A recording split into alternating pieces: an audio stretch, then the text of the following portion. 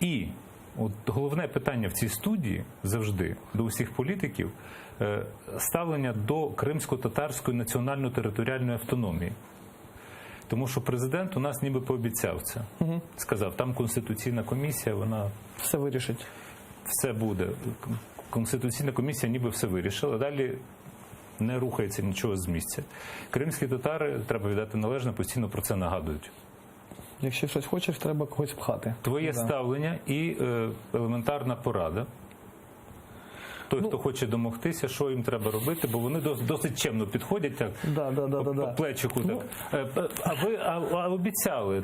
А я пам'ятаю.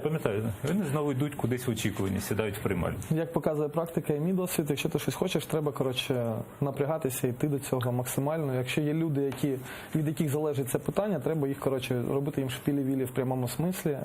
Особенно, если они говорили, что дадут, сделают и пообещали это, тем более, если это государственные деятели. На самом деле, я не против крымско-татарской автономии. Скажу даже больше, крымские татары живут в Крыму всю свою жизнь. Правильно? Их депортировали оттуда, то есть мы отлично понимаем, что это и как.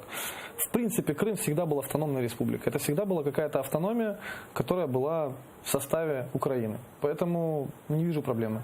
Абсолютно никакой. У меня есть друзья, крымские татары, с которыми мы вместе воевали. Да, один из них тоже является предпринимателем после войны. Вот он открыл чебуречную хайтарму и делает обалденную пахлаву. Я просто кайфую. Мне нельзя, но я ее постоянно жру. Не говорите моему тренеру. Да, круто очень работает. Вот, поэтому не вижу проблемы.